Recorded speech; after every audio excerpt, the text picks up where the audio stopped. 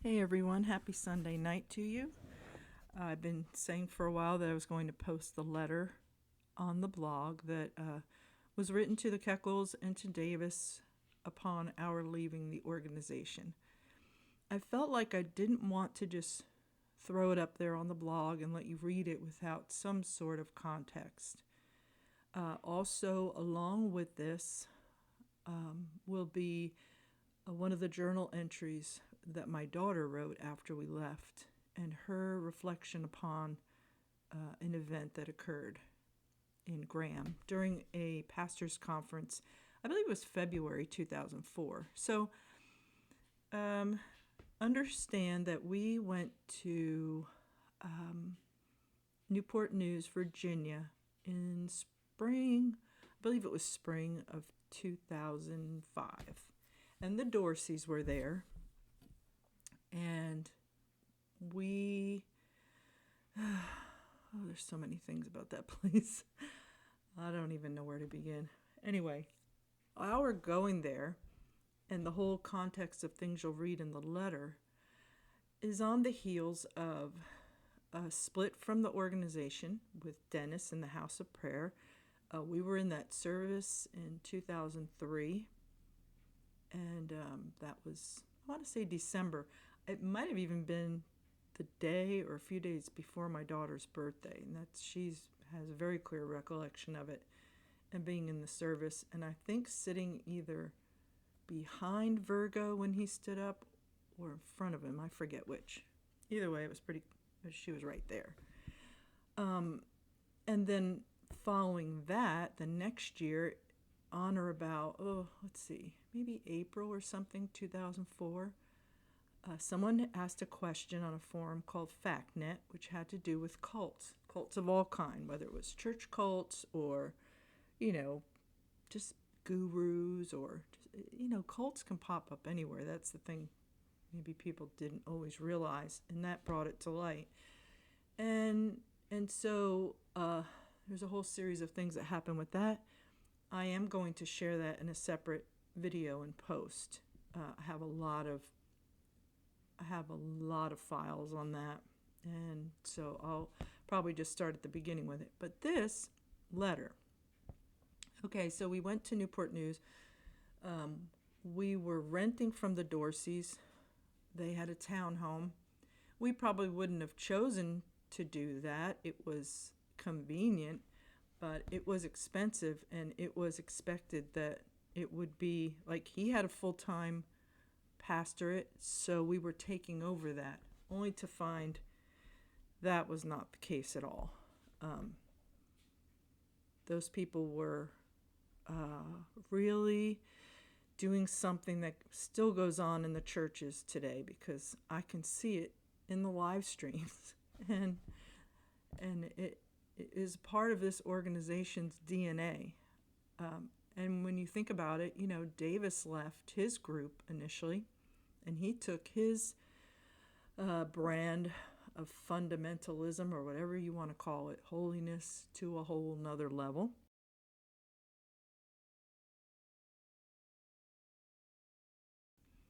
And Dennis broke off because he wanted to take his thing to a whole nother level.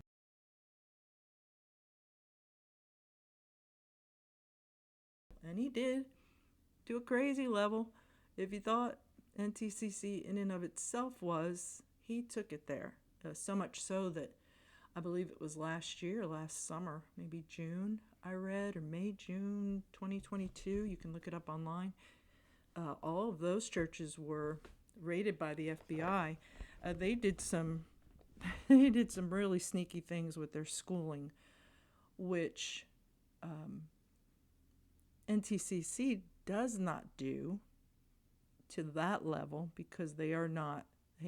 I don't know if they've tried to. I don't see how they can, but Hop Church got accredited by the VA. So that's a whole long story, and you could read lots of articles online about it. There's probably people who were quoted in it, who left it after they broke off. I mean, it's just a mess. So on the heels of all that, there was George Jordan, who stood up in the pastors' conference in February of 2005, a few months before we left Graham, and he basically called Davis an apostle. Like he was one of the 4 and 20 elders, and he was all these things. And so you'll see that Brian makes reference to it in our letter, departing letter, and my daughter makes reference to it too. And I just read her stuff for the first time recently as we were discussing all this stuff. Like I said, my mission is keeping people away. If I can in any way help people who have gotten out, especially what are called the lost kids of NTCC, because they were second generation, they grew up in the church, providing resources and a sense of, help to them. That is just my sole mission. And so I just want a body of stuff, of content on the internet that people can find when they're looking. I want them to have a fighting chance and say, ooh, boy, there's just too much stuff out there. I say about everything that I write or provide, take it in context, check other sources. There's other sources online, and I'm going to share those as well. And as you read this, the context is that we began to see almost right away that here's how we found out there was a problem in Newport News. The few faithful that were there, we would do things for them. We would have them over for dinner. We would take them out on their birthday. We would just show up at their house with home-baked bread or something, which I like to do. Shout out to Ann W. for her aunt's buns. I'm still making them today. And one day I had taken a lady who was longtime faithful there, an anxious person, and took her out to lunch. I don't recall if it was her birthday or we just took her out to lunch. It was just she and I, and she was talking about things, and she just started to get teary-eyed. I'm like, what's wrong? And she said that no one, mainly the Dorseys, had ever done anything like that for any of them. No one recognized their birthdays. They always wanted to have pastor appreciation days, and they would drop hints like about to the members, to a certain member, about what they would like for their birthday. I mean, just crazy stuff that in my mind I was like, how is that the ministry? How is that ministering to anyone when you are trying to twist arms for special donations, for special pledges, all these things? And we brought in children's church there and just all kinds of things. We tried to do the best that we could with people who, they had a lot of issues with the organization, yet they stayed because they thought this is the only place you can stay and be right with God, right? Because that's what NTCC says all the time. Don't take my word for it. Go watch almost any service, almost any. Talk to one of them and ask them straight out. Call them up. So when we brought to the attention of various overseers, and the Olsons had come through, and we realized, Brian was going to have to go to work. This is not a self-supporting thing at all. We were running through our savings like crazy. And it really was disturbing, because what it opened your mind up to was, your mind started opening up to think about all the people you've experienced yourself in the organization, who were controlling, who arm twisted for money, all these things. And it wasn't until all these things were brought to the attention of Davis, who responded in a way that I thought was off. And everybody we contacted, they listened and all. They listened in horror at some things, but overall, what was done? What was going to be done? And it hit me personally. I was like, I used to think there were these rogue preachers in the organization and preachers' wives who were judgmental and uppity and thought they were deserving of goodies and things from the church members, thought they should have first place, everything. I expected it. And I realized they aren't rogue. They are the organization.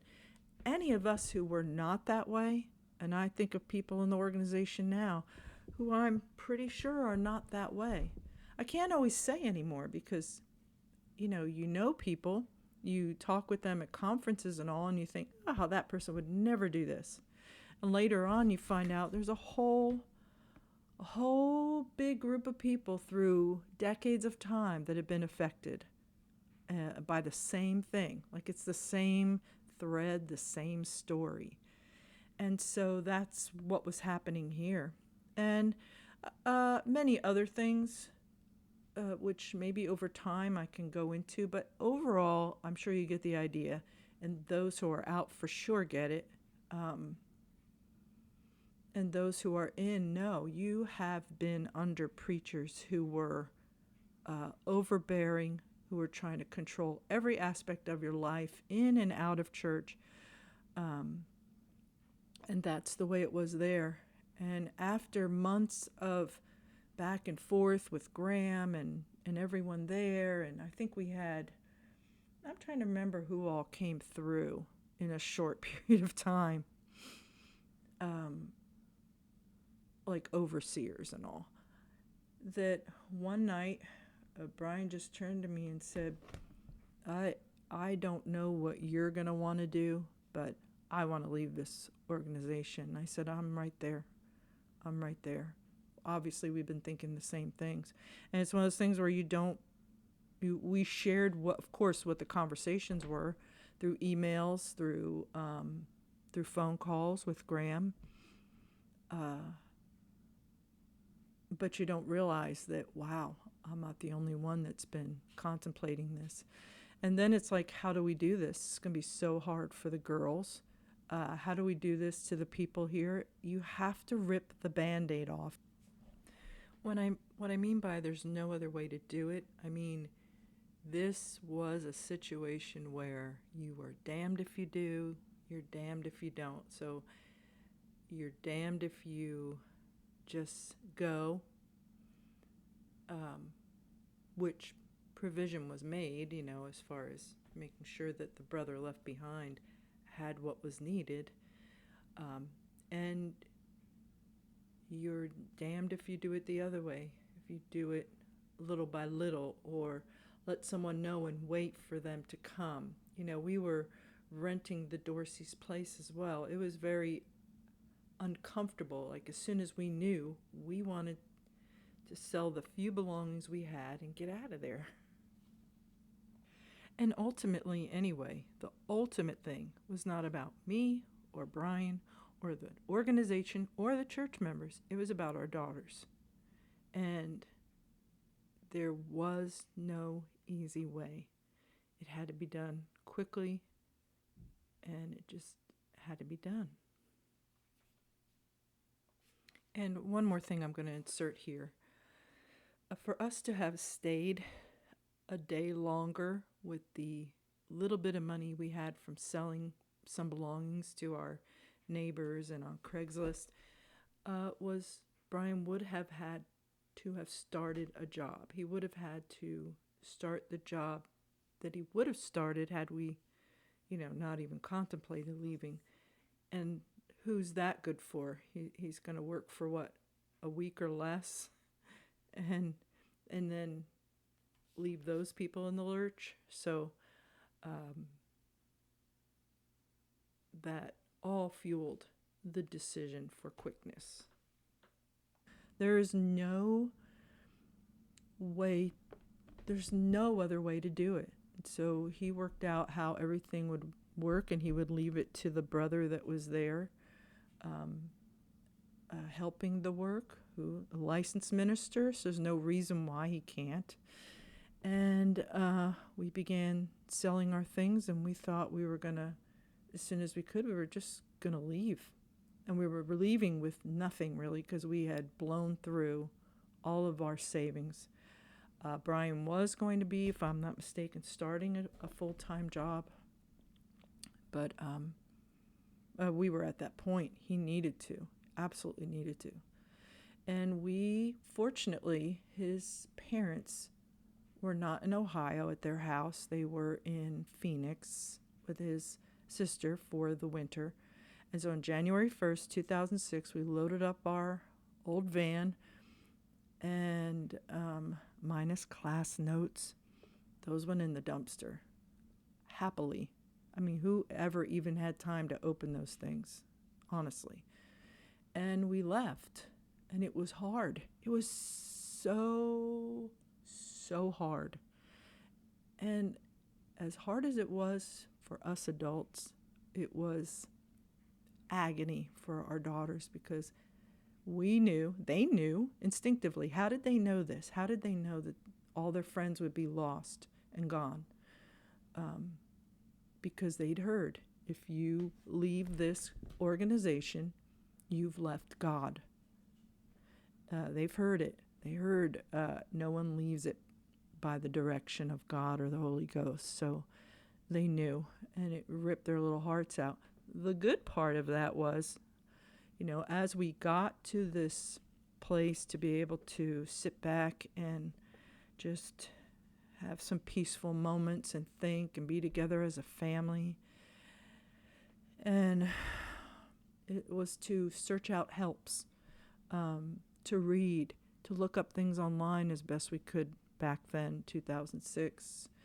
I've written already on the blog about reaching out to a different author and another lady, and who are renowned in the field of cults.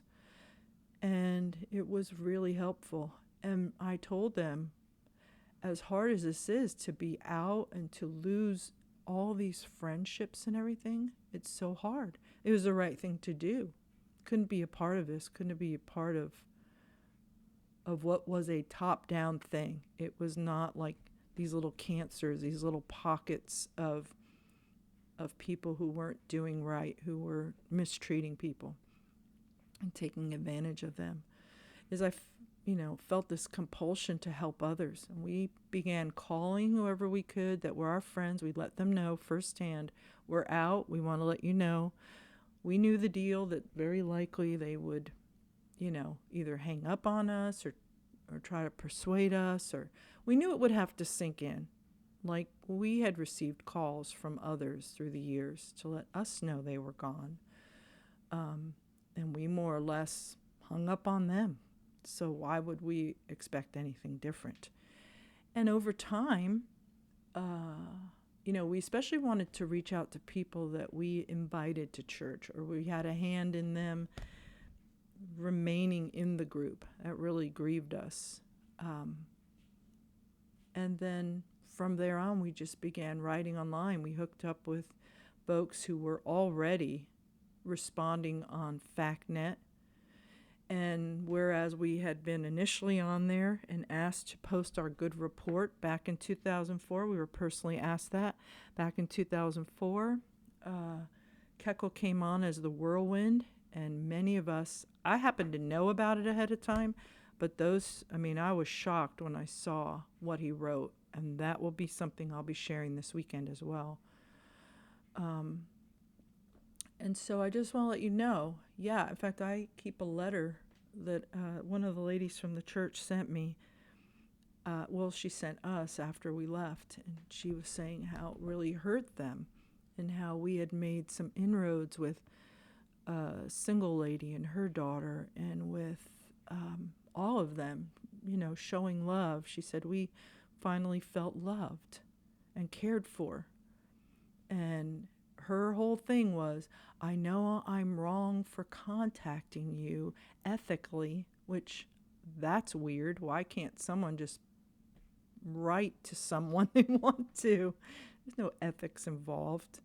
But they'd been to conferences and they'd heard things that they probably didn't need to. And she just expressed her love and said, go back to Graham, go back to the cemetery, the cemetery, the seminary, and talk to Reverend Davis and get right, So that just furthered, like, yep, this is the thinking, that if you leave this group, that is it. You might as well fall off the face of the earth, because that's your doom, unless you repent. So with that, I'm going to share the letter. This is just the first page.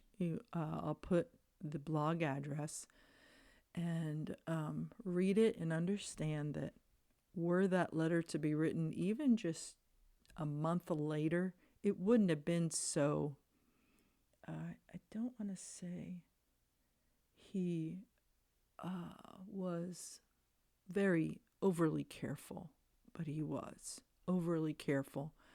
And things, as you step back and have perspective, you're like, there was no need to make it seem like Davis didn't enjoy hearing George Jordan get up and call him an apostle. Who knows? Maybe he told him to say it. I don't think he did, but who knows? We don't know. Only those two people probably know the truth. Anyway, I just want you to realize that as you're reading it, it's not going to be the same sentiment all these years later. And thank you again for visiting my YouTube channel.